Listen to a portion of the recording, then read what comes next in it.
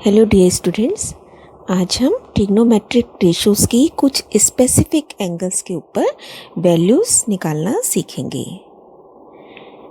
जो कि हमारे 0, 30, 45, 60 और 90 डिग्री के होंगे।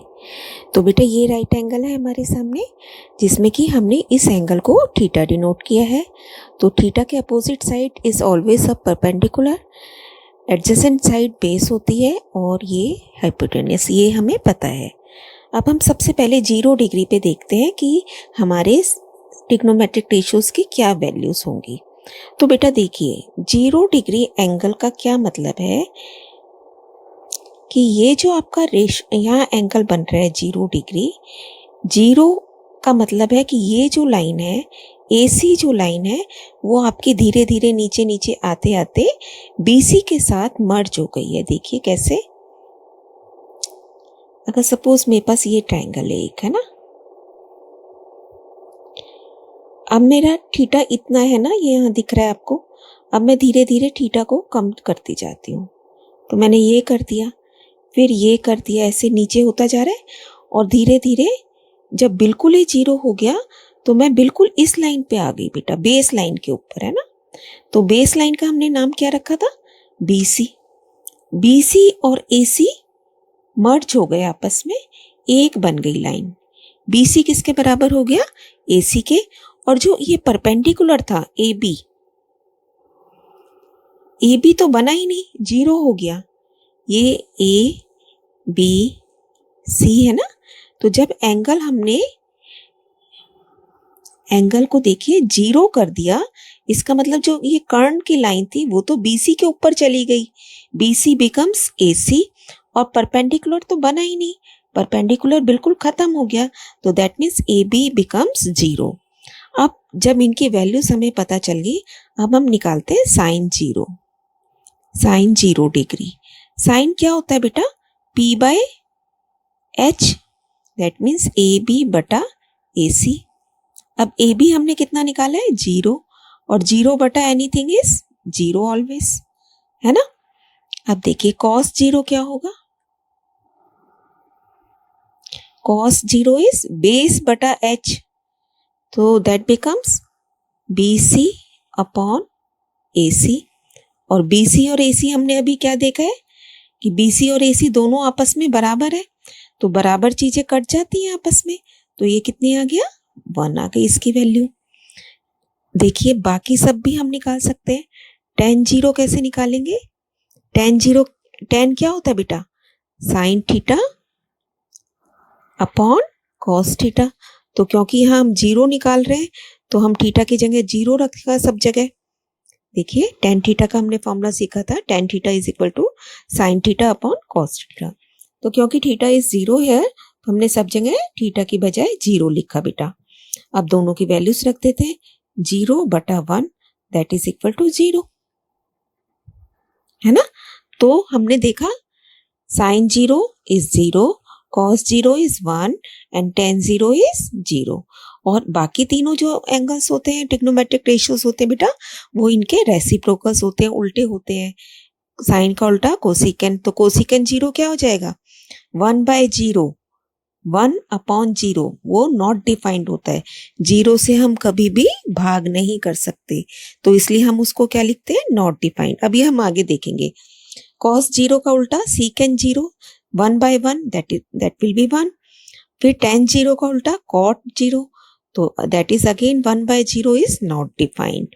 ठीक है। ऐसे ही अगर हम 90 का निकालना चाहें, 90 का मतलब है कि ये लाइन धीरे धीरे करते करते इतना इसके बिल्कुल सीधा बन गई है, 90 का एंगल ड्रॉ कर लिया है। उस केस में हमारा AB लाइन इसके इक्वल हो जाएगी। देखिए हम इसको लिख लेते हैं। अगर थीटा 90 है,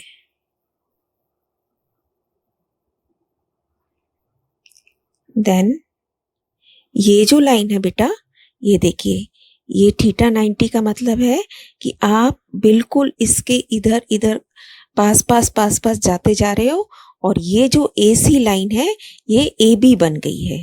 अब की बार बिल्कुल सीधी हो गई है ये लाइन।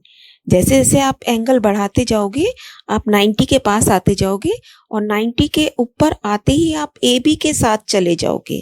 तो इसका मतलब अब इस केस में ए सी और ए बी इक्वल हो गए हैं, ए सी और ए बी इक्वल हो गए हैं, और जो बेस थी वो खत्म हो गई है बेटा।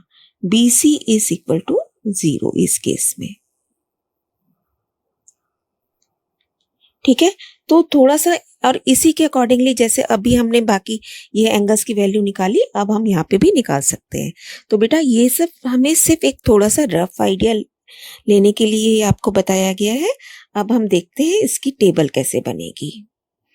देखिए हमने ऊपर सारे एंगल्स लिख लिए, थीटा 0 डिग्री, 30, 45, 60 एंड 90, और यहाँ अपने रेशियोस लिख लिए, साइन थीटा, कॉस, टेन, फिर साइन का अपोजिट कॉस का एंड टेन का। Now the value at 0 degree, sin 0 is 0, sin 30 is 1 by 2, 45 is 1 by root 2 and sin 60 root 3 by 2, sin 90 is 1। तो आपको ये टेबल बेटा बिल्कुल बाय हार्ट लर्न करनी है। अब देखिए cos थीटा हम कैसे करेंगे, जो आपने ऊपर एंगल्स लिखे हैं cos के लिए देखिए बेटा यहाँ से उल्टा चलना शुरू करेंगे, 1 will come here, root 3 by 2 here, 1 by root 2 as it is यहाँ आ जाएगा, 1 बाई 2 इधर आ गया एंड 0 इधर आ गया बेटा। मतलब अगर आप पहली ही लाइन लर्न कर लेंगे तो हम बाकी रेशियोज आराम से निकाल सकेंगे। फर्स्ट लाइन आपको बहुत अच्छे से लर्न करनी है। कॉस के लिए हम सारी वैल्यूज को पीछे से रिवर्स साइड से लिखना शुरू करते हैं। अब टेन कैसे निकलेगा, टेन थीटा इज साइन बटा कॉस होता है बेटा, तो 0 बटा 1 0, 1 बाई 2 बटा में ये रखोगे तो 2 से 2 कट जाएगा, हमारे पास रहेगा 1 अपॉन रूट 3। अब यहाँ पे भी देखिए रूट 2 से रूट 2 कट जाएगा, हमारे पास रहेगी वैल्यू खाली 1। सिमिलरली रूट 3, 2 से 2 कट गया, रूट 3 रह जाएगा, root 3 upon 1 that is root 3। Now here 1 by 0, 0 से कभी भाग नहीं कर सकते, सो इसकी वैल्यू नॉट डिफाइंड लिखते हैं, इसको हम कैलकुलेट नहीं कर सकते। उसके बाद इन तीनों के रेसिप्रोकल्स हैं जो आपको पता है, इनकी वैल्यूज को उल्टा करके मिल जाएगा। 0 का उल्टा फिर से नॉट डिफाइंड, 1 बाई 2 का उल्टा 2, 1 बाई रूट 2 का उल्टा रूट 2 बेटा, then this will be 2 by root 3 and so on. अब एक मैं छोटा सा आपको तरीका बता रही हूँ जिसके थ्रू हम इसको लर्न कर सकते हैं। ये देखिए हमारे सामने हमारा लेफ्ट हैंड है, ठीक है बेटा। लेफ्ट हैंड को आपने थंब के ऊपर लिखना है 90 डिग्री का एंगल, फिर ये 60, 45, 30 एंड 0 डिग्री। तो जब हम अपने एंगल्स निकालना चाहते हैं इसके थ्रू, देखिए साइन थीटा को आप कैसे कैलकुलेट करेंगे, क्लॉकवाइज। क्लॉकवाइज का क्या मतलब होता है, जिस तरीके से हमारी क्लॉक चलती है बेटा, 12, 1, 2 ऐसे चलती है ना आपकी क्लॉक, तो इस पोजीशन को हम कहते हैं क्लॉकवाइज चलना। एंटी क्लॉकवाइज क्या होता है कि आप उल्टा चल रहे हो क्लॉक के, आप यहां से यहां जा रहे हो, ठीक है, इस तरीके से नीचे से ऊपर, क्लॉकवाइज ऊपर से नीचे। और टेन थीटा हम कैसे निकालते हैं, साइन बटा कॉस। अब देखिए मान लीजिए मुझे साइन 60 चाहिए, किसकी वैल्यू चाहिए, साइन 60। देखिए बेटा, तो मैंने आपको बताया साइन 60 में हम क्लॉकवाइज चलेंगे, तो आपने 60 के ऊपर मार्क करके इसके नीचे देखिए कितनी फिंगर्स हैं, कितनी है, 3 है ना, तो यहाँ पे आप 3 लिखेंगे,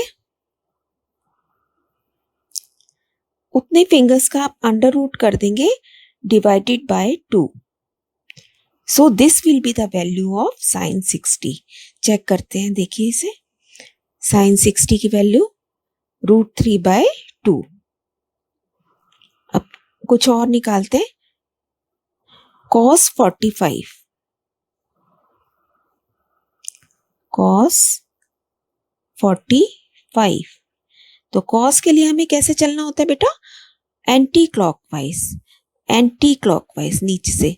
तो इसमें तो वैसे भी 2 इधर हैं 2 इधर हैं, कुछ ज्यादा फर्क नहीं है, तो इधर कितनी फिंगर्स है, 2 हैं, है ना, तो फिर से हम 2 ऊपर लिखेंगे अपॉन भी 2 लिखेंगे, लेकिन ऊपर वाली टर्म्स, ऊपर जितने फिंगर्स काउंट किए उसका आप अंडर रूट कर देंगे।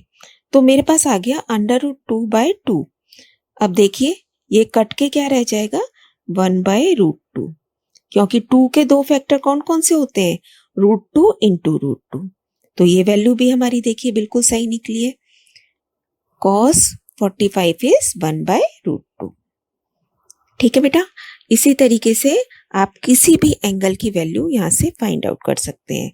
सपोज हम निकालते हैं साइन 30 डिग्री। साइन 30 क्लॉकवाइज आप जाएंगे, नीचे की फिंगर्स देखेंगे, कितनी फिंगर रह गई नीचे, 1 का अंडर रूट कर देंगे और डिवाइडेड बाय 2, तो under root 1 is 1, so the value is 1/2। अब मुझे मान लीजिए tan 30 चाहिए। tan 30 क्या बनेगा, साइन 30 अपॉन cos 30, है ना। तो अभी हमने साइन 30 तो निकाल लिया 1/2, cos 30 आप कैसे निकालोगे, आपको एंटी क्लॉकवाइज चलना है। तो cos 30 की वैल्यू क्या हो जाएगी, इधर कितनी फिंगर्स है, 1 2 3, और 3 का अंडर रूट कर देंगे, अंडर रूट 3 डिवाइडेड बाय 2, ऐसे ही करना है। अब देखिए 2 से 2 कट जाएगा, आंसर बचेगा 1/√3। और आप अपनी टेबल से इसे चेक कर सकते हैं बेटा। ये जैसा कि मैं आपको हमेशा बताती हूँ, क्योंकि हम नया कंसेप्ट सीख रहे हैं, तो थोड़े दिन आपको बहुत प्रैक्टिस करनी पड़ेगी बेटा। उसके बाद टेबल भी आपको बिल्कुल इजीली लर्न हो जाएगी। और बाकी तीनों रेशोज जो होते हैं इनके रेसिप्रोकल्स होते हैं, तो इनकी वैल्यूज को उल्टा करके ही हमें उनकी वैल्यू पता चल जाती है बेटा। तो आई होप बेटा कि आप इस मेथड को एंजॉय भी करेंगे और प्रैक्टिस करके अपने कंसेप्ट को क्लियर भी करेंगे। अब हमारे कुछ देखिए इसके ऊपर बेस्ड क्वेश्चन किस तरीके से आते हैं बेटा। तो जैसे हमने टेबल के ऊपर, हमारे सामने टेबल ये है, अब हमसे क्वेश्चन पूछा जाएगा साइन 60 की वैल्यू बताइए। तो आपको टेबल तो लर्न हो ही जाएगी थोड़े दिन में, तो आप फौरन कह देंगे दिस इज √3/2। कोसेकेंड 90, तो आपको सबकी लर्न करने की जरूरत नहीं बेटा, अगर आपने फर्स्ट लाइन भी बहुत अच्छे से कर ली देन बहुत ही आराम से आपके क्वेश्चंस हो जाएंगे। कोसेकेंड किसका अपोजिट होता है, साइन का। अब साइन 90 कितना होता है बेटा, 1 होता है। देखिए साइन 90 इज 1, तो 1 का अपोजिट क्या होगा, 1 ही होगा। फिर नेक्स्ट है cos 0, cos 0 इज 1, आपने यहां लिख दिया।